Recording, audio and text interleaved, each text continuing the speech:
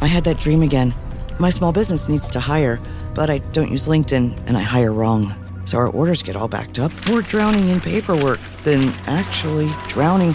Carol is fighting off sharks with a stapler, and pirates are pillaging the office copier, and then I wake up. Don't let hiring nightmares ruin your dreams. LinkedIn Jobs' new AI assistant goes beyond the resume, using unique insights to deliver a smarter shortlist. Post your job for free at linkedin.com/quality. Start hiring today with LinkedIn. Imagina a un hombre que enfrentó prisiones, naufragios, traiciones, enfermedades y persecuciones constantes. Ahora imagina a ese mismo hombre escribiendo una carta no para quejarse de la vida, sino para consolar a otros, ofrecer perdón, restaurar lazos rotos y revelar que, en medio de la debilidad, había una fuerza que venía de un lugar que pocos comprenden. Esta no es una historia de superación común. Es el desahogo sincero de alguien que aprendió a amar mientras sufría. Alguien que, incluso acusado y rechazado, se negó a rendirse. Alguien que, con un corazón desgarrado por el dolor, reveló lo que es caminar con Dios de verdad. ¿Qué había detrás de ese corazón tan quebrantado y por qué se negaba a endurecerse? Hay gente que lee esta carta de Pablo y ve teología.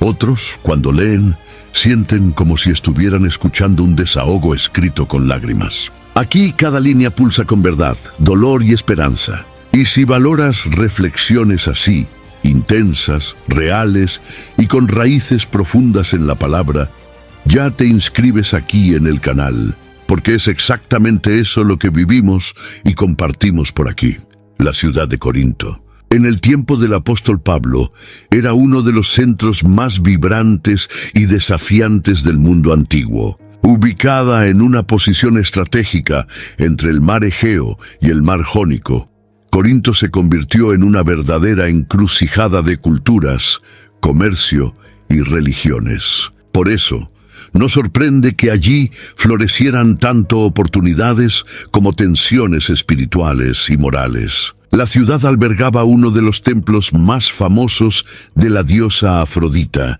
cuyo culto estaba asociado a la prostitución religiosa. Esto permeaba la vida cotidiana de los habitantes y, en consecuencia, influenciaba fuertemente a los nuevos convertidos de la iglesia cristiana local. La presencia de diversas filosofías helenísticas y tradiciones judías creaba un ambiente complejo para la formación de una comunidad basada en el Evangelio de Cristo.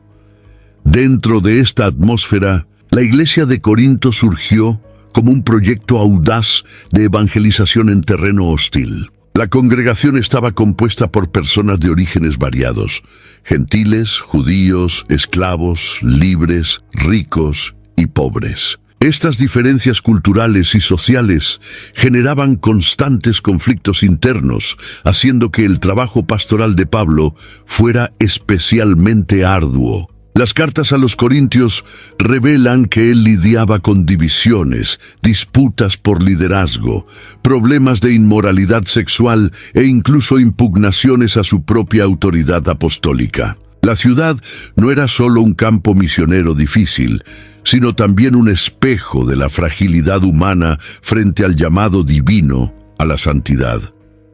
La segunda carta a los corintios nace en medio de esta realidad turbulenta. No es una carta teórica, sino visceral, cargada de emoción, dolor, reconciliación y revelaciones espirituales profundas. A diferencia de la primera carta, que tiene un tono más correctivo y doctrinal, la segunda es profundamente personal. Pablo abre su corazón, expone sus heridas, comparte sus fracasos y reafirma su compromiso con un liderazgo moldeado por el sufrimiento y la gracia. El trasfondo de Corinto nos ayuda a comprender por qué. Esta carta es un verdadero testimonio de cómo un corazón quebrantado puede convertirse en instrumento de poder espiritual. Además de los conflictos internos de la iglesia, Pablo también enfrentaba oposición externa. Grupos judaizantes cuestionaban su autoridad por no haber caminado con Jesús durante su ministerio terrenal. Otros lo despreciaban por su apariencia, dicción o ausencia de señales espectaculares. La presión era constante y las expectativas sobre él inmensas. Aún así, Pablo no retrocede. Escribe a los corintios con una mezcla de firmeza y ternura, como un padre que se niega a abandonar a sus hijos espirituales, incluso cuando ellos lo rechazan. Esta disposición de permanecer incluso herido es uno de los rasgos más marcantes de esta carta. Comprender el contexto de Corinto no es solo una cuestión histórica, sino una clave interpretativa para sumergirse en la esencia de esta epístola. Es en este terreno de contradicciones que el apóstol planta las semillas de una teología marcada no por triunfalismos, sino por un discipulado moldeado por la cruz. En lugar de ocultar su dolor, lo utiliza como prueba de autenticidad. Y es en este escenario que comenzamos a vislumbrar cómo la fragilidad humana, cuando se rinde a Dios, se transforma en poder espiritual genuino. Al leer la segunda carta a los Corintios, se vuelve imposible ignorar el retrato humano de Pablo, un hombre vulnerable, profundamente herido, pero inquebrantablemente comprometido con el Evangelio. A lo largo de la carta revela aspectos íntimos de su camino, incluyendo tribulaciones extremas, angustias constantes y una lista casi increíble de sufrimientos. Relata haber sido azotado, apedreado, naufragado 3 veces, enfrentado peligros de ladrones, de ríos, de falsos hermanos, hambre, sed, desnudez y noches sin dormir, según se describe en 2 Corintios capítulo 11, versículos de 23 a 27. Estos relatos no sirven para buscar piedad, sino para mostrar que la autenticidad del ministerio cristiano no reside en el éxito o el estatus, sino en la disposición a sufrir por amor a Cristo. El corazón herido de Pablo no es señal de debilidad moral o espiritual, sino de un siervo totalmente entregado. Muestra que la verdadera fuerza no está en evitar el dolor, sino en mantenerse fiel incluso en él. Cuando menciona su aguijón en la carne, cuya naturaleza exacta no se revela, percibimos un aspecto aún más profundo de su lucha interior. Pablo suplicó 3 veces para que Dios lo librara de este sufrimiento, pero la respuesta divina fue: «Mi gracia te basta, porque mi poder se perfecciona en la debilidad». 2 Corintios, capítulo 12, versículo 9. Esta frase se convierte en un eje teológico de la carta. La gracia de Dios se revela más plenamente cuando la capacidad humana se agota.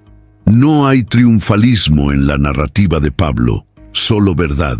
No intenta pintar su vida como una secuencia de victorias, sino como un continuo proceso de rendición. Este tipo de honestidad desconstruye la imagen romantizada del ministerio y pone de relieve un modelo realista, donde el dolor no solo existe, sino que tiene una función formativa. El apóstol nos invita a mirar más allá de la apariencia y ver que Dios, muchas veces, opera de manera más poderosa en medio de lo que el mundo considera un fracaso. El sufrimiento de Pablo también cumple un papel pedagógico para los corintios y, por extensión, para todos los cristianos. Se presenta como alguien que lleva en su cuerpo las marcas de Cristo, alguien que sufre para que otros sean edificados. Este principio de sustitución, de padecer por el bien ajeno, ecoa el propio Evangelio. El dolor de uno se transforma en consuelo para muchos. No solo anuncia el Evangelio, lo encarna.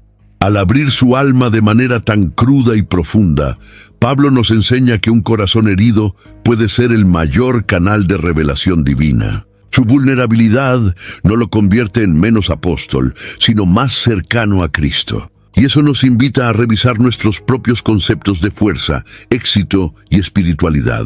El quebrantamiento, cuando se vive con fe, no es un obstáculo, sino un camino de profunda comunión con Dios. Desde los primeros versos de la carta, Pablo introduce una de las declaraciones más poderosas sobre el carácter de Dios. Él es el Padre de las misericordias y el Dios de toda consolación. Esta afirmación, presente en 2 Corintios capítulo 1, versículo 3, no es una frase decorativa, sino el testimonio de alguien que experimentó consuelo en medio del caos. Pablo escribe esto no en tiempos de tranquilidad, sino en medio de presiones tan intensas que llegó a desesperar hasta de la propia vida. Su consuelo no vino de cambios externos, sino de una presencia interior que sustentaba su alma. El tipo de consuelo que Pablo experimenta es activo, restaurador y desbordante. Él dice que Dios nos consuela en toda nuestra tribulación, para que también podamos consolar a los que estén en alguna tribulación. Hay aquí una cadena de solidaridad espiritual. El consuelo recibido genera en nosotros la capacidad de consolar a otros. El dolor, cuando es tocado por la gracia, se convierte en ministerio. Pablo no presenta un evangelio que evita el sufrimiento, sino uno que redime el dolor, transformándolo en puente entre corazones heridos. Este consuelo no es emocionalismo barato, sino una fuerza que sostiene el alma en medio de las tormentas más violentas. Pablo describe situaciones en las cuales él y sus compañeros fueron cargados más allá de nuestras fuerzas, pero que eso los llevó a confiar no en sí mismos, sino en Dios que resucita a los muertos. En otras palabras, el consuelo divino no quita el dolor, sino que renueva la esperanza. Él es la voz que susurra en el caos: aún estoy aquí. El apóstol no habla solo de consuelo individual, sino comunitario. Él agradece por las oraciones de los corintios, mostrando que el apoyo espiritual de la iglesia también es instrumento de Dios.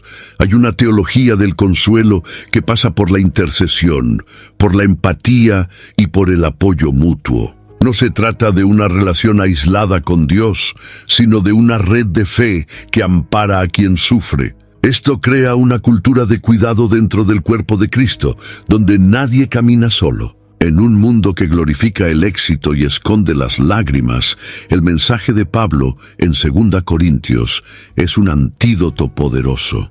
Nos enseña que el consuelo de Dios no elimina las heridas, sino que les da sentido. Y al hacerlo, transforma nuestras cicatrices en testimonios vivos de la fidelidad divina. El corazón que fue confortado se convierte inevitablemente en un canal de consuelo para otros. Hay algo curioso aquí. Pablo habla de consuelo en medio de la tribulación como si fuera algo común, casi natural. Pero para ti, ¿qué significa ser consolado por Dios en tiempos difíciles? Escribe ahí en los comentarios. Quiero saber cómo lo ves en tu caminar. En el corazón de la segunda carta a los Corintios, Pablo presenta un contraste audaz y profundamente teológico entre dos sistemas espirituales: la antigua alianza, firmada por medio de la ley mosaica, y la nueva alianza, establecida por la sangre de Cristo. Él habla de esto con claridad en 2 Corintios capítulo 3, donde afirma que la letra mata, pero el espíritu vivifica. Pablo no desrespecha la ley, sino que revela que su gloria era transitoria, mientras que la nueva alianza trae una gloria permanente que transforma al ser humano de dentro hacia afuera. El mensaje de Pablo es claro. El Evangelio no es solo un nuevo conjunto de reglas, sino una nueva vida operada por el Espíritu Santo. Esta transformación no ocurre más por imposición externa, como las tablas de piedra entregadas a Moisés, sino por una obra interior en el corazón humano. Pablo utiliza la imagen de Moisés cubriendo su rostro con un velo para ilustrar cómo la gloria de la antigua alianza era temporal y restringida. Ahora, en Cristo, el velo es removido, y todos los que contemplan la gloria del Señor son transformados de gloria en gloria. No es más una cuestión de cumplir normas para ser aceptado, sino de permitir que el Espíritu transforme la naturaleza del ser humano a partir del encuentro con Cristo. Esta nueva perspectiva rompe con cualquier intento de buscar justificación por las obras. Pablo, que antes era celoso por la ley, ahora comprende que la verdadera justicia viene por la fe. La nueva alianza no anula la santidad de Dios, sino que ofrece acceso a ella por medio de la gracia. La relación con Dios deja de basarse en miedo y culpa y pasa a basarse en amor y libertad. Y esta libertad no conduce a la libertinaje, sino a una nueva motivación, agradar a Dios por quien Él es y no para merecer su favor. Además, Pablo destaca que los ministros de esta nueva alianza no son meros ejecutores de mandamientos, sino siervos del Espíritu comprometidos en comunicar vida. No dependen de credenciales humanas, sino de la suficiencia que viene de Dios. La autoridad del ministerio cristiano. As a contractor, I don't pay for materials I don't use. So why would I pay for stuff I don't need in my mobile plan? That's why my Biz plan from Verizon Business is so perfect. Now I can choose exactly what I want, and I only pay for what I need. Right now, with my Biz plan, get our best price, as low as $25 a line. Visit Verizon.com/business to get started today. New lines only. Price per month with 5+ lines. Includes auto pay and paper-free billing and promotional discounts. Taxes, fees, economic adjustment charge. Applicable add-ons, prices, and terms apply. Guarantee applies to base monthly rate and stated discounts only. Add-on prices additional. Offers in March 31st, 2026. Don't chew on that, Max. Cooper loves that chew too. Oh, now he's into Cooper's food. Wow, he is loving it. What do you feed Cooper? Blue Buffalo Life Protection Formula. He never leaves a crumb. I love it because it's made with high-quality protein, nutrient-rich fruits and veggies, and wholesome whole grains. Looks like we're switching to Blue. Blue Buffalo foods are made with the superior ingredients your dog needs to thrive. Can your dog food say that? Visit feedbluefood.com to learn more. Por lo tanto, no está en títulos o apariencias, sino en la autenticidad espiritual y en el fruto generado por el Espíritu Santo. Pablo reafirma que su misión no es señalar el pecado para condenar, sino revelar la gracia que redime. Esta revelación cambia completamente la forma en que nos acercamos a Dios. La antigua alianza exigía pureza para acercarse a Él. La nueva invita al pecador arrepentido a venir como está, porque la purificación ahora es operada por Cristo. Y a medida que esta conciencia se profundiza, un corazón quebrantado se rinde no por imposición, sino por amor. Esta es la fuerza de la nueva alianza, una transformación duradera que nace del Espíritu y no de la letra de la ley. Uno de los temas más punzantes de la carta es el compromiso de Pablo con la transparencia. En medio de un contexto donde falsos maestros se promovían con discursos seductores y apariencia de piedad, Pablo toma un camino totalmente diferente.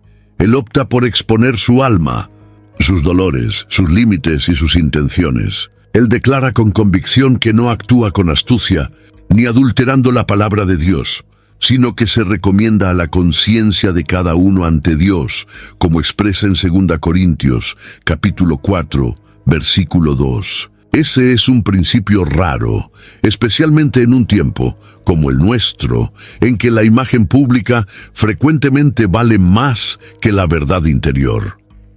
La sinceridad de Pablo no es una táctica de marketing espiritual, sino un estilo de vida fundamentado en la integridad. Él sabía que muchos esperaban líderes que ostentaran éxito, autoridad visible y dominio retórico. En lugar de eso, él presenta un liderazgo marcado por la humildad, el sufrimiento y la autenticidad. Él no manipula emociones, no vende promesas fáciles, ni disfraza la realidad de sus luchas. Su honestidad radical es lo que da peso a sus palabras y autoridad a su ministerio. Y esta postura es también una invitación para que los creyentes vivan sin máscaras, con un corazón íntegro ante Dios y los hombres. Esta forma de liderar, sin embargo, costaba caro. La vulnerabilidad de Pablo lo convertía en blanco de críticas, rechazo e incluso desprecio por parte de algunos que esperaban de él una postura más triunfalista. Pero él prefiere la verdad dolorosa a la aceptación superficial. Y con eso enseña algo profundo.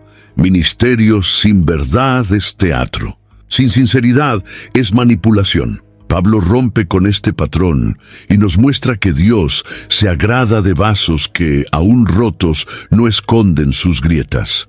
La postura sincera de Pablo no solo valida su ministerio, sino que también edifica la iglesia. Al ver a un líder que no finge ser perfecto, Los corintios son alentados a no esconder sus propias debilidades. Esto crea una comunidad más saludable, menos religiosa en el sentido superficial y más real en su caminar con Dios.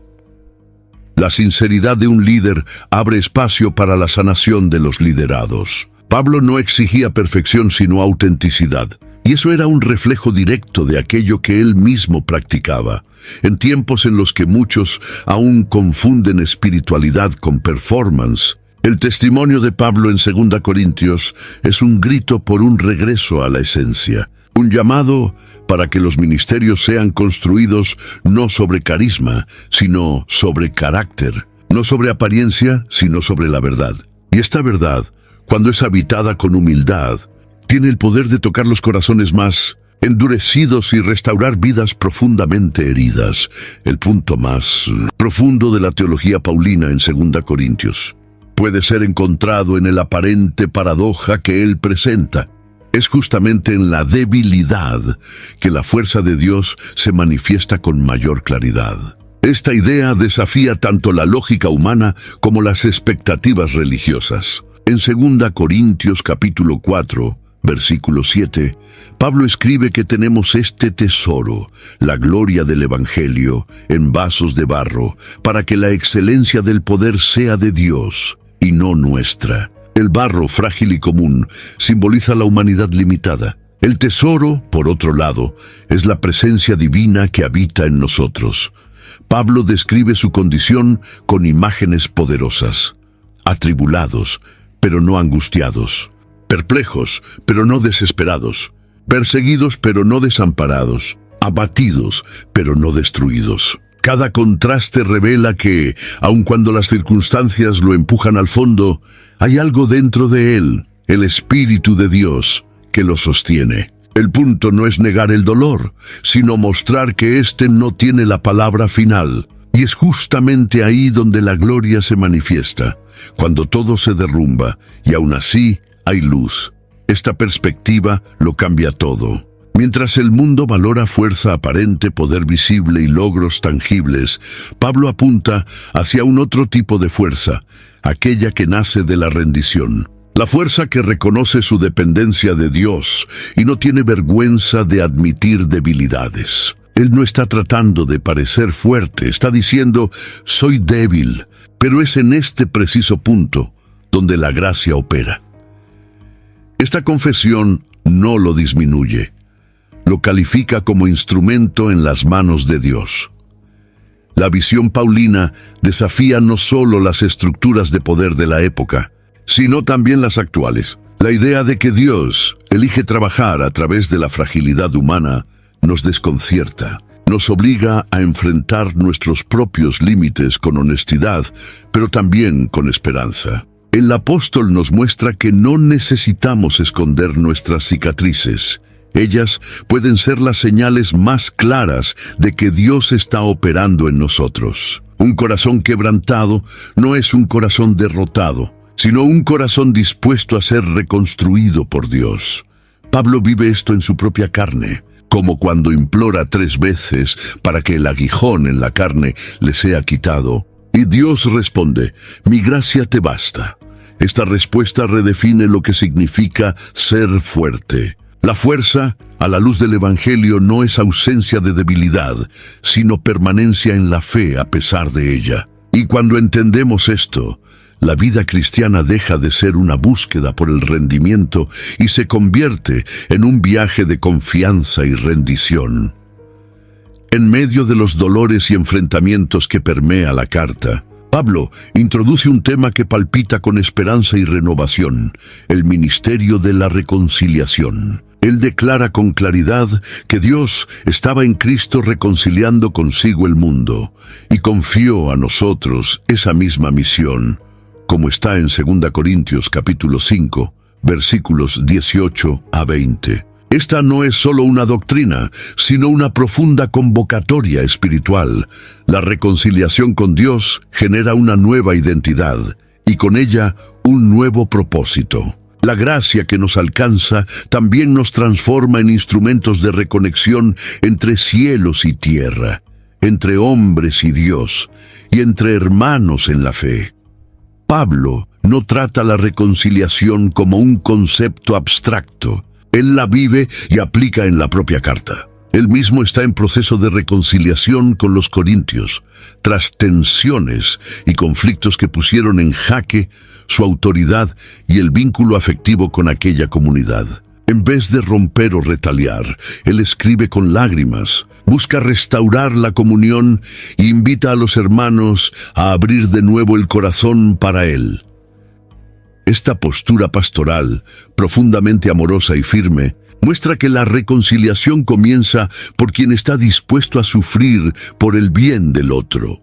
Pero la reconciliación propuesta por Pablo va más allá de restaurar relaciones interpersonales. Ella alcanza la raíz de la alienación humana en relación al Creador. Él afirma que en Cristo somos hechos nuevas criaturas. Las cosas viejas ya pasaron, todo se hizo nuevo. Esta nueva creación no es resultado de esfuerzo humano, sino de un acto divino que cambia nuestra naturaleza espiritual. Cuando somos reconciliados con Dios, dejamos de ser enemigos y nos convertimos en hijos. Y como hijos, somos llamados a reflejar este mismo movimiento de restauración en nuestros vínculos con el prójimo.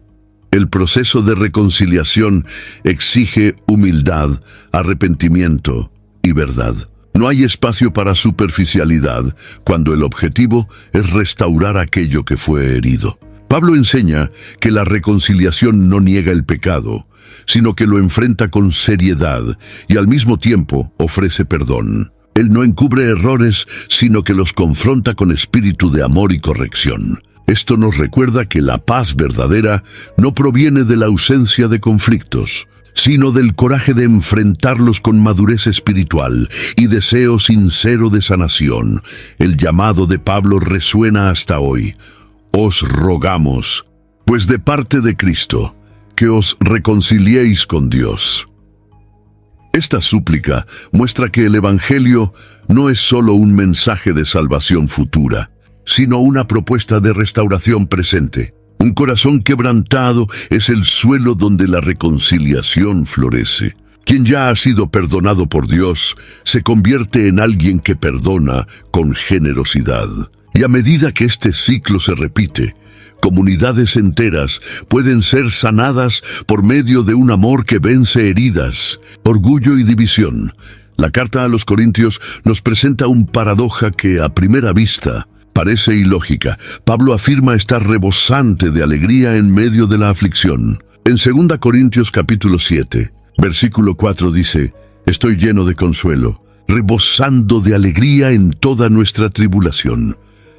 ¿Cómo es posible experimentar alegría genuina en un contexto de dolor y oposición? La respuesta de Pablo no está en un optimismo forzado, sino en una percepción profunda de la presencia de Dios y del valor eterno de lo que se está construyendo. Su alegría no nace de la ausencia de problemas, sino de la certeza de que, incluso en el sufrimiento, Dios está operando algo precioso. La alegría de Pablo tiene raíces espirituales, no emocionales. Él experimenta esta alegría al ver frutos de arrepentimiento, cambio y restauración en la iglesia de Corinto. Al mencionar la visita de Tito y el relato que él trajo sobre el arrepentimiento de los corintios, Pablo se llena de consuelo. Él no ignora las heridas, sino que celebra los signos de vida espiritual. Esto muestra que la alegría cristiana está profundamente conectada a la transformación de vidas y al progreso del Evangelio, incluso cuando las circunstancias externas son hostiles. Este tipo de alegría es una resistencia espiritual. Es un acto de fe ante la desesperanza. Pablo muestra que cuando el corazón está firme en Dios, el dolor no tiene poder para sofocar la alegría interior. El Espíritu Santo, como él escribe en otras cartas, es quien produce frutos como el gozo, incluso en ambientes áridos. Esta alegría no anula el llanto, sino que lo transforma en adoración. Ella no ignora el sufrimiento, sino que declara que hay un bien mayor siendo generado a través de él. Además, la alegría de Pablo también revela su madurez emocional. Él es capaz de sentir profundamente, sin dejarse dominar por las circunstancias. Él llora, pero no se rinde al desespero. Él siente la presión, pero no pierde la perspectiva. Esta postura es fruto de un corazón entrenado por la oración, alimentado por la palabra y sustentado por la comunión con el Espíritu. No se trata de insensibilidad, sino de una visión espiritual que ve más allá del momento presente. Este testimonio es vital para nosotros hoy.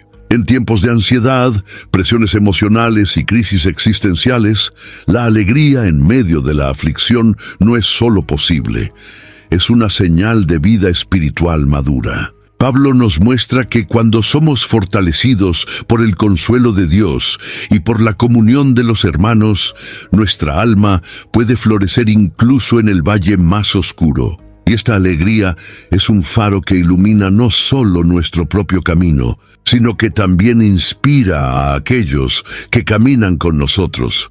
En los capítulos 8 y 9 de 2 Corintios, Pablo aborda un tema que muchas veces es tratado de forma superficial: la generosidad. Pero él no habla de dinero por presión o interés personal. Él presenta la generosidad como una evidencia viva de la transformación interior. Él usa el ejemplo de las iglesias de Macedonia, que incluso en extrema pobreza desbordaron en riqueza de generosidad. Pablo no elogia el valor de la ofrenda, sino el espíritu con el que fue dada. Esta generosidad, fruto de corazones quebrantados, revela más que recursos, revela fe, amor y confianza en el cuidado divino. Pablo presenta la ofrenda como un acto de adoración. Él dice que los macedonios se dieron primero al Señor y luego unos a otros. Este principio es poderoso. Dar no comienza en el bolsillo, sino en el corazón. La verdadera generosidad es respuesta a la gracia. Cuando alguien comprende lo cuánto fue perdonado y amado por Dios, la reacción natural es ofertar con alegría. Esta entrega voluntaria y sacrificial es lo opuesto de la avaricia. No nace de la obligación, sino del placer de participar de la obra divina. Además, Pablo muestra que la generosidad une a la iglesia. La colecta a favor de los santos pobres de Judea no era solo una ayuda material, sino un puente entre comunidades distantes. Era una señal de que, incluso separados por cultura o geografía, los creyentes eran parte de un solo cuerpo.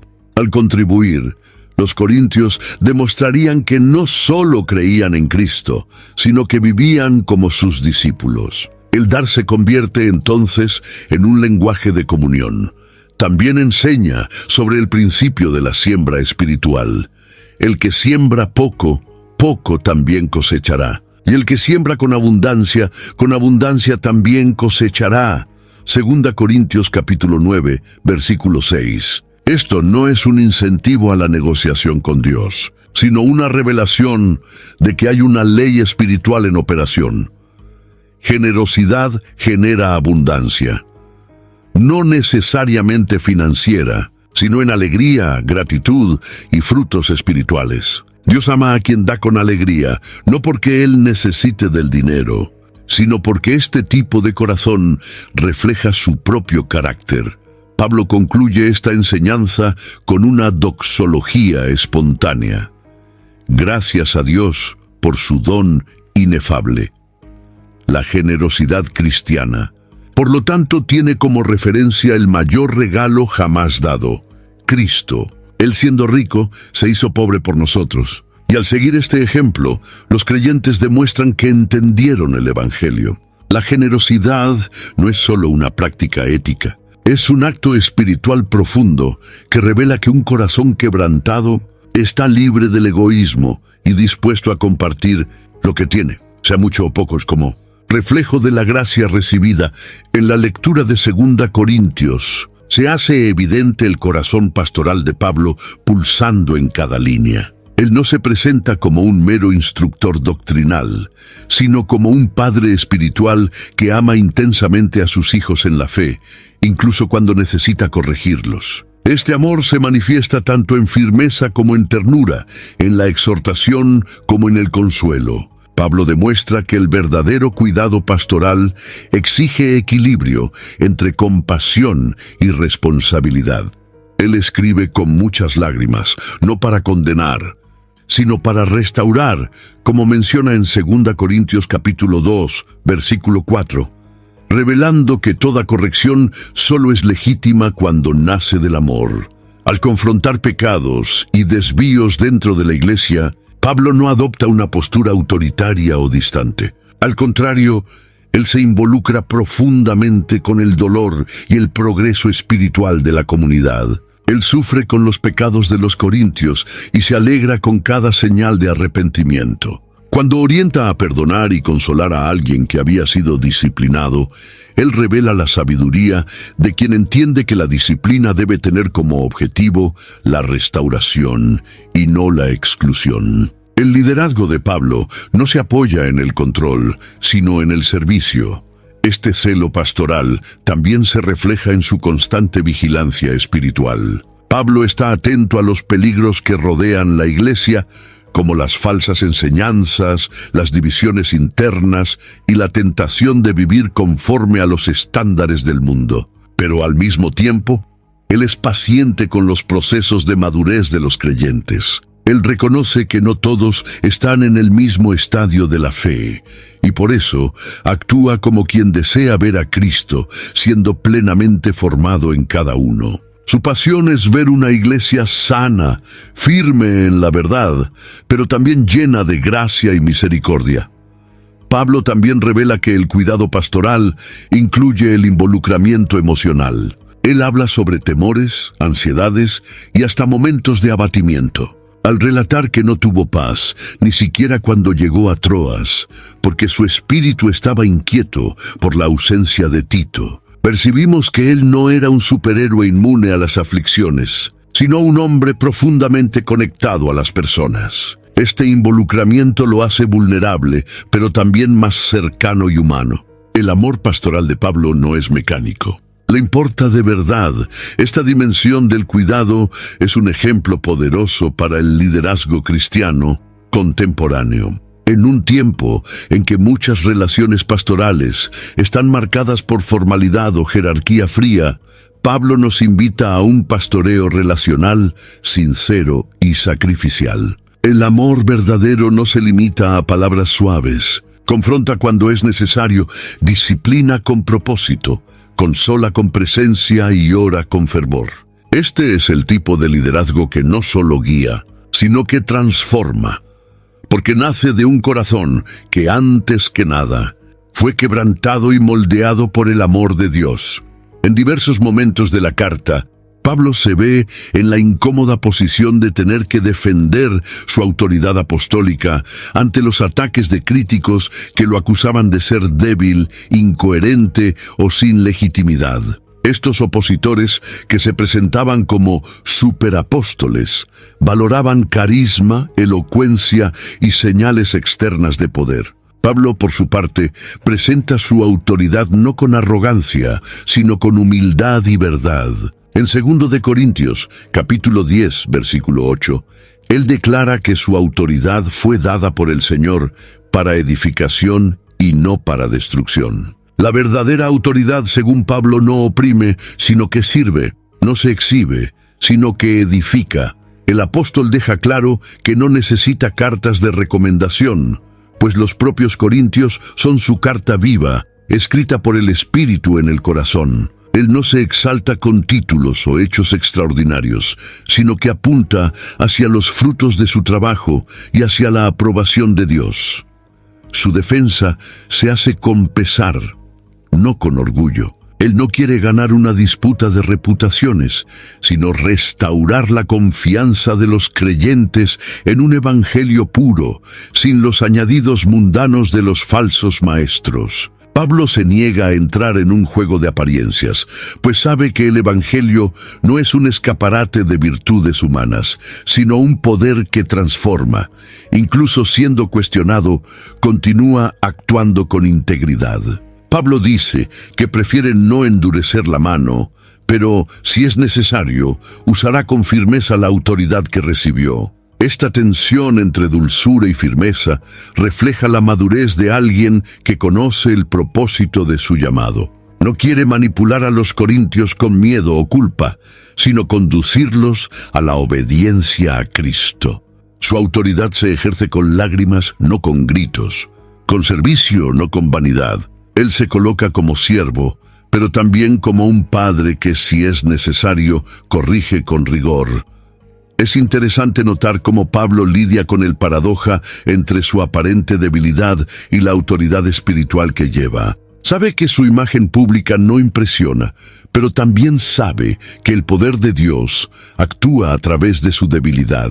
Esto desmonta la idea de que los líderes espirituales necesitan ser imponentes o carismáticos para ser efectivos. Pablo nos recuerda que la verdadera autoridad no proviene de diplomas o influencia social, sino de la aprobación de Dios y del compromiso con la verdad. Este modelo de autoridad es urgentemente necesario hoy. En un tiempo en que muchos confunden liderazgo con dominación e influencia con espiritualidad, Pablo nos invita a volver a la esencia del llamado cristiano. Un líder, a la luz del Evangelio, es alguien que se vacía de sí mismo para que Cristo sea formado en los demás. La autoridad, cuando se ejerce con humildad y verdad, no necesita imponerse, se reconoce por sus frutos. Y esa es la autoridad que permanece. El apóstol Pablo alerta con seriedad sobre los peligros que rondaban la iglesia en Corinto, provenientes principalmente de la actuación de falsos maestros. Estos hombres, revestidos de apariencia piadosa, distorsionaban el Evangelio y minaban la fe de los más débiles con discursos engañosos y motivaciones egoístas. En 2 de Corintios capítulo 11, versículo 13, Pablo los llama falsos apóstoles, obreros fraudulentos, transformándose en apóstoles de Cristo. Él muestra que no basta con parecer espiritual, es preciso estar verdaderamente comprometido con la verdad de Dios. La apariencia puede engañar, pero el fruto revela la raíz. Estos falsos líderes criticaban a Pablo por su falta de elocuencia y por no cobrar por sus servicios, insinuando que no tenía valor. Creaban divisiones y manipulaban la fe con discursos que exaltaban el ego humano y desviaban el foco de la cruz. Pablo, por otro lado, rechazaba cualquier forma de manipulación espiritual. Se negaba a comerciar con la palabra y prefería trabajar con sus propias manos a depender de ofrendas que comprometieran su libertad de predicar. Su integridad contrastaba con la vanidad de los engañadores. La astucia de estos falsos maestros era sutil. Utilizaban un lenguaje espiritual, citaban las Escrituras y se presentaban como defensores de la verdad. Pero en el fondo buscaban prestigio, influencia y lucro. Pablo nos enseña que la mayor arma contra este tipo de engaño es el discernimiento espiritual, alimentado por una vida de oración, estudio de la palabra y comunión con el Espíritu Santo. El creyente maduro no se impresiona con carisma o milagros aparentes, sino que examina el carácter y la fidelidad a la doctrina apostólica. Además de exponer a los falsos maestros, Pablo también trata las críticas que él mismo recibía, provenientes incluso de dentro de la iglesia. Enfrenta acusaciones injustas, desconfianzas y resistencia, pero no responde con ataques o resentimiento. Continúa predicando, amando y sirviendo, mostrando que la fidelidad a Dios está por encima de la aprobación humana. Su ejemplo muestra que quien está firme en la verdad no necesita probar nada, solo permanecer fiel.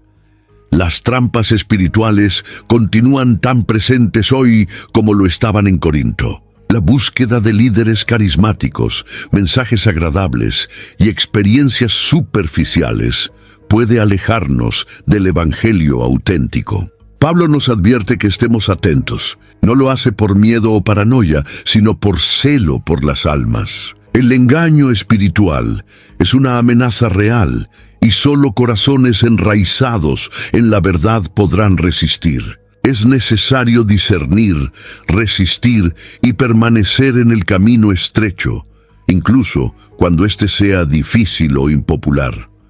En medio de sus defensas contra los falsos maestros y las acusaciones constantes, Pablo relata una de las experiencias más enigmáticas y poderosas de su vida. Fue arrebatado al tercer cielo y escuchó palabras inefables que al hombre no es lícito hablar.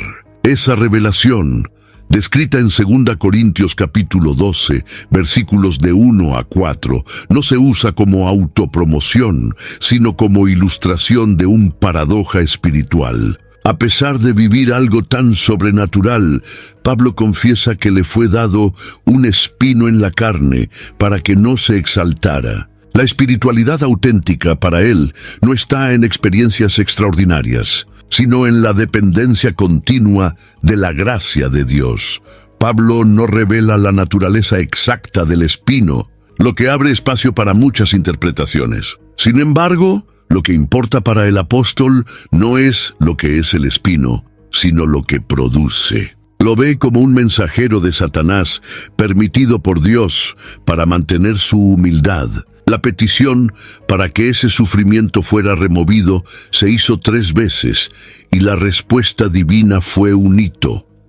Mi gracia te basta, porque mi poder se perfecciona en la debilidad. Esta frase se convirtió en una de las columnas de la teología paulina y una de las verdades más profundas para todo aquel que enfrenta límites y dolores. El hecho de que Pablo, una revelación con sufrimiento, rompe completamente la lógica religiosa común que asocia espiritualidad con ausencia de dolor. Nos muestra que ser usado por Dios no nos exime de luchas. Por el contrario, a veces esas luchas son exactamente lo que nos preserva del orgullo y nos mantiene en sintonía con el cielo. El espino se convierte paradójicamente en un regalo, ya que obliga a Pablo a vivir no por su propia fuerza, sino por la gracia sostenedora. El lugar de dolor se convierte en un altar de rendición. Esta enseñanza es fundamental para una generación que a menudo busca experiencias espirituales como forma de escapar del sufrimiento. Pablo nos enseña que el verdadero mover de Dios puede ocurrir exactamente en el punto de nuestra debilidad. Cuando afirma, de buena voluntad me gloriaré en mis debilidades, está rompiendo con la lógica humana de éxito. Se niega a construir un ministerio basado en visiones y poder, y lo fundamenta en la vulnerabilidad y el amor incondicional de Dios. AI is incredible. It can teach you how to fry an egg, and even write a poem, pirate style. Yarr! But it knows nothing about your work. Slackbot is different. It doesn't just know the facts, it knows your schedule. It can turn a brainstorm into a brief. And it doesn't need to be taught. Because Slackbot isn't just another AI. It's AI that knows your work as well as you do. Visit slack.com/meet Slackbot to learn more.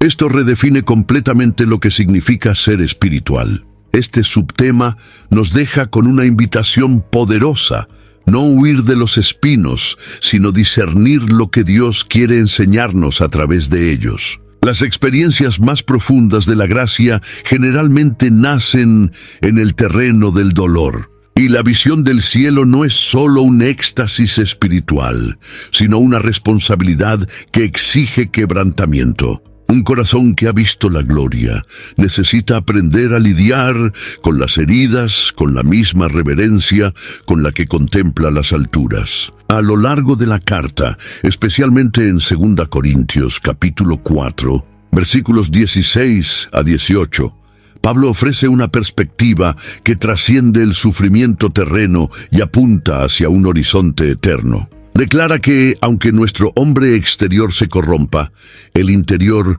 se renueva día tras día. Con esto, enseña que existe un proceso simultáneo de desgaste físico y fortalecimiento espiritual. Esta visión no niega el dolor, sino que lo enmarca dentro de un propósito mayor.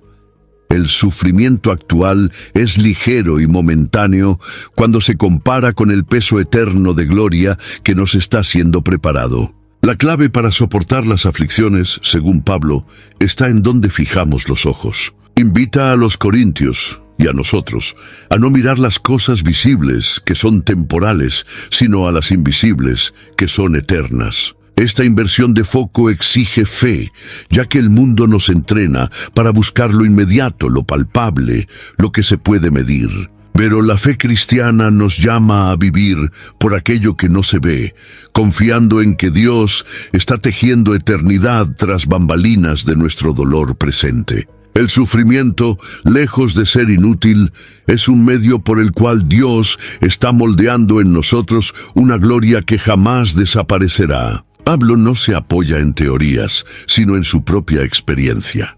Sabe lo que es ser perseguido, apedreado, rechazado y traicionado. Aún así, mantiene viva la esperanza, pues entiende que hay algo más grande siendo generado más allá de lo que los ojos pueden ver. Esta esperanza no es una fuga de la realidad, sino un ancla que mantiene el corazón firme incluso cuando todo parece desmoronarse. Da sentido a lo que, de otra manera, parecería absurdo. Esta perspectiva es esencial para todos los que enfrentan pruebas. Saber que hay un propósito eterno detrás de las lágrimas es lo que impide al desespero instalarse. Cuando entendemos que cada dolor, cada pérdida y cada lucha está siendo usada por Dios para producir algo eterno, nos fortalecemos. Esta conciencia nos saca de la superficialidad y nos lleva a una relación más profunda con el Señor.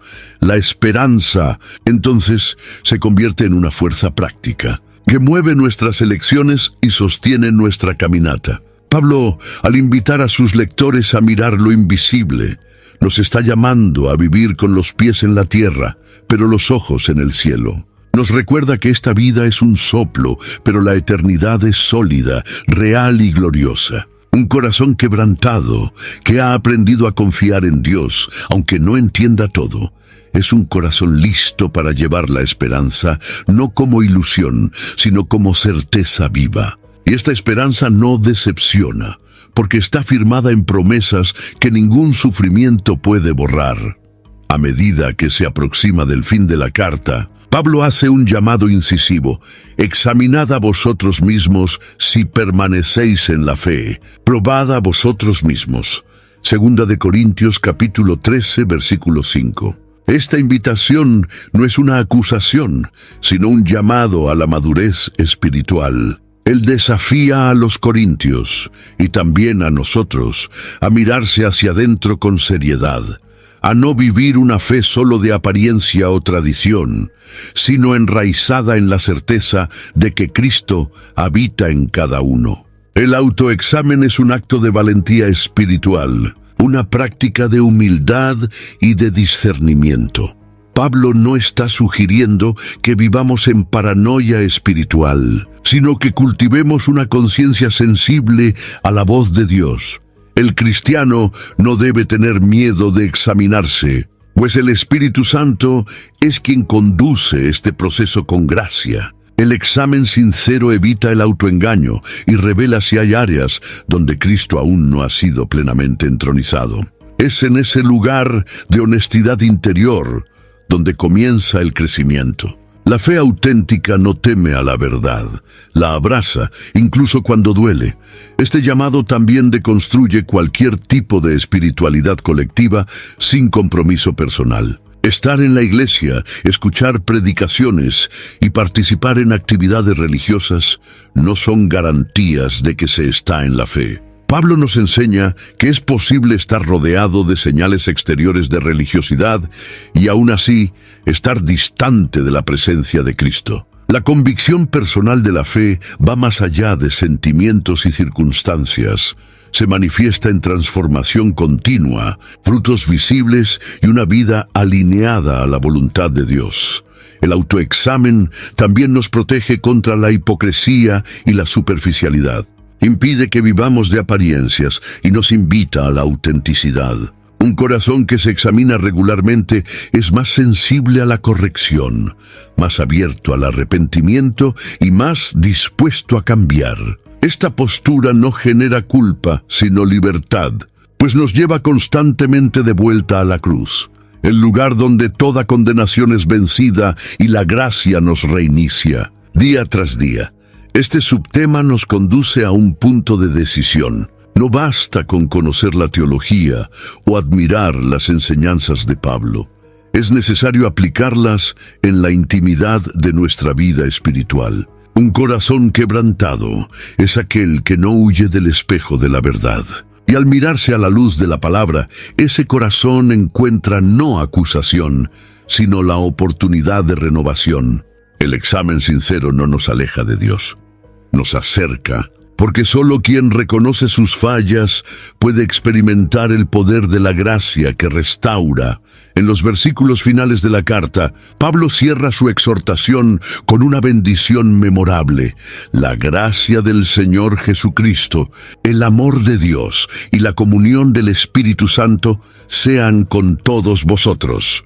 Segunda de Corintios capítulo 13, versículo 14. Esta tríada resume toda la jornada espiritual propuesta a lo largo de la carta, una jornada donde la gracia sostiene, el amor restaura y el Espíritu une. El énfasis en la comunión del Espíritu Santo no es solo una formalidad litúrgica, sino una clave poderosa para la salud y la unidad de la Iglesia. Es a través del Espíritu que los corazones están conectados, los dones son distribuidos y la misión es fortalecida. Pablo sabe que sin esta comunión espiritual, cualquier esfuerzo humano se tornará fútil. Él lidió con divisiones, críticas y tensiones entre los corintios, y sabía que la solución a estos conflictos no estaba solo en la argumentación o disciplina, sino en un derrame genuino del Espíritu que alinea los corazones. La comunión del Espíritu no es solo un sentimiento de colectividad, sino una obra sobrenatural que transforma relaciones y genera verdadera unidad. Cuando el Espíritu opera libremente, Él rompe muros, sana heridas y construye puentes entre los diferentes. Este tipo de comunión es profunda porque nace desde dentro. No depende de afinidad natural, sino de una experiencia común con Cristo. Es posible que personas de orígenes, edades e historias totalmente distintas caminen en unidad cuando comparten la misma fuente, el Espíritu Santo. Él crea una nueva cultura dentro de la comunidad de fe, marcada por humildad, perdón, servicio y mutualidad. La Iglesia deja de ser un lugar de reunión para convertirse en un organismo vivo, donde cada miembro sirve al otro con alegría. Pablo nos invita a desear y cultivar esta comunión, y esto comienza con un corazón sensible, rendido a la presencia de Dios. El Espíritu Santo no impone comunión. Él la inspira y capacita, pero espera corazones dispuestos. Un corazón quebrantado es más apto para escuchar, ceder y soportar al otro en amor. Por eso la comunión del Espíritu no es una consecuencia automática de la fe, sino un don que necesita ser cultivado con celo e intencionalidad. Esta bendición final no solo cierra la carta, abre un camino hacia el futuro. La comunión del Espíritu es lo que sostiene a la Iglesia en medio de los desafíos, lo que fortalece la fe en tiempos difíciles y lo que hace visible el Evangelio en la vida comunitaria. No es algo que se ve, sino algo que se siente, una atmósfera donde habita el mismo Dios. Y donde está el Espíritu, hay libertad, restauración y verdadera unidad.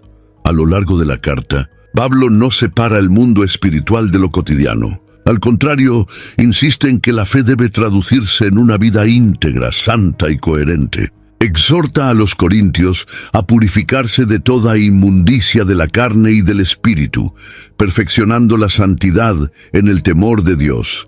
2 Corintios, capítulo 7, versículo 1. Este llamado a la santidad no viene como una carga moralista, sino como una respuesta amorosa a un Dios que nos acogió y nos llamó a vivir en comunión con Él. Picture this. Me, Reese Witherspoon, in London, ordering fish and chips so often they might start wrapping me in paper. I'm traveling with my Wells Fargo Autograph Journey card, so I earn rewards wherever I book travel. 5 times points with hotels, 4 times with airlines, 3 times on restaurants and other travel, and 1 point on other purchases. Imagine getting rewarded for eating a toad in the hole. Wait, what is a toad in a hole? Visit wellsfargo.com/autograph journey. Terms apply.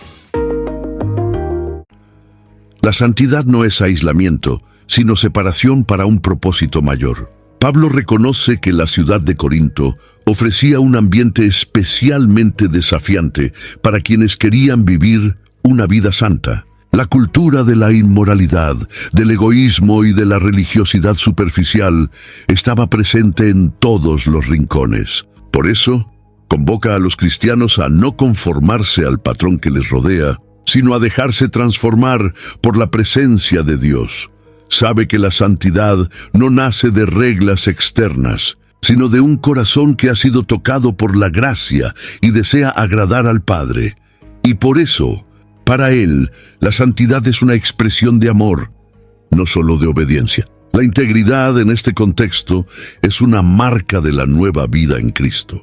Pablo quiere que los creyentes sean los mismos en público y en lo íntimo, coherentes en la palabra y en la conducta, verdaderos en las relaciones y transparentes en el ministerio. Denuncia a aquellos que viven de apariencias, que hablan en nombre de Dios, pero actúan con segundas intenciones. La integridad, para él, es la luz que brilla en las tinieblas y la credibilidad que sostiene el testimonio cristiano. También es una protección contra las trampas del enemigo y una señal de madurez espiritual. Este llamado es tan necesario hoy como lo era en aquel tiempo. En una cultura donde todo es relativo y la verdad puede ser negociada, Pablo nos llama a vivir de manera santa e íntegra, no por orgullo moral, sino por amor al Dios que nos santificó. La santidad nos libera de la esclavitud del pecado y nos conduce a una vida abundante. Y la integridad no es una carga, sino una seguridad. Nos permite caminar con la conciencia limpia y con autoridad ante Dios y los hombres. La santidad y la integridad son frutos de un corazón quebrantado. Son expresiones de quienes entendieron que fueron comprados por un alto precio y ahora desean vivir para glorificar a aquel que los salvó. No se trata de perfección, sino de entrega constante. Es esta vida rendida y sincera la que revela al mundo que la gracia de Dios no solo perdona, sino que transforma. Y cuando la transformación es visible, el Evangelio deja de ser solo un mensaje y se convierte en un testimonio vivo. Al terminar la lectura de esta carta, es imposible no percibir que el verdadero protagonista de 2 Corintios no es Pablo, ni los corintios, sino el Dios que actúa a través de corazones quebrantados. Toda la narrativa gira en torno a cómo la debilidad humana, cuando se entrega a Dios, se transforma en canal de revelación, poder y transformación. El corazón herido de Pablo, sus luchas internas, su sinceridad brutal y su perseverancia no son señales de fracaso, sino marcas de un hombre que hizo de su vulnerabilidad un altar para la acción divina. Este es el legado vivo de la carta, mostrar que Dios elige vasijas de barro y no de oro para llevar su tesoro. Mostrar que el quebrantamiento no es el fin, sino el inicio de una caminata donde la gracia se convierte en más que teoría, se convierte en sustento, dirección e identidad. Pablo no escribe como un héroe distante, sino como alguien que sangra con sus propias cartas. Y al hacer esto, nos acerca a un evangelio real, que toca las heridas y no se avergüenza del dolor. Esta carta sigue siendo necesaria porque seguimos viviendo en contextos como el de Corinto. Sociedades confusas, iglesias en crisis, líderes cuestionados, corazones divididos. Y ante esto, la propuesta de Pablo no es otra sino la de volver al Evangelio, que es fuerza en la debilidad, consuelo en la tribulación, reconciliación en el conflicto. El ministerio que nace del quebrantamiento no busca fama, sino frutos. No busca aplausos, sino redención. Es silencioso, firme y profundamente transformador. Hoy más que nunca, la Iglesia necesita de líderes como Pablo. No perfectos, sino sinceros. No invulnerables, sino entregados. No dominantes, sino siervos. Hombres y mujeres que sepan llorar, pero también levantarse. Que acepten el dolor, pero no se rindan al cinismo. Que lleven el Evangelio no solo en los labios, sino en las marcas del corazón. El mundo no será tocado por discursos brillantes, sino por vidas reales que reflejan la gloria de Dios en medio de sus grietas. El legado de 2 Corintios nos desafía a no huir de la debilidad, sino a encontrar en ella un lugar de encuentro con Dios. Un corazón quebrantado no es solo un campo de dolor, también es un suelo fértil donde el Espíritu Santo planta ministerios, cura relaciones y revela la gloria que transforma lo ordinario en eterno. Este es el llamado que permanece, rendirse, confiar y caminar. Porque como Pablo descubrió, cuando somos débiles, entonces es que somos fuertes. Ya sabes cómo es. La vida enseña, pero la fe revela. Y cuando un corazón ha pasado por muchas cosas, reconoce cuando algo es de verdad. Si esta carta habló contigo de una manera en que pocas lo hacen, comparte este video con quienes también llevan marcas, comenta aquí lo que más te tocó y quédate con nosotros. Hay mucho más palabra por vivir juntos. Aquí lo que más te tocó y quédate con nosotros. Hay mucho más palabra por vivir. This episode is brought to you by Greenlight. Get this. Adults with financial literacy skills have 82% more wealth than those who don't. From swimming lessons to piano classes, us parents invest in so many things to enrich our kids' lives. But are we investing in their future financial success? With Greenlight, you can teach your kids financial literacy skills like earning, saving, and investing. And this investment costs less than that after-school treat. Start prioritizing their financial education and future today with a risk-free trial at greenlight.com/Spotify. Greenlight.com/Spotify. Your Wish is Your Command is being called the greatest success book of all time, with over 100,000 five-star reviews. I went from $5,000 on my bank account to $8 million. My income doubled. I was able to retire at the age of 31. It reveals the missing key to the law of attraction. Your Wish is Your Command is now available on Amazon. Search Your Wish is Your Command on Amazon to get your copy today. Juntos.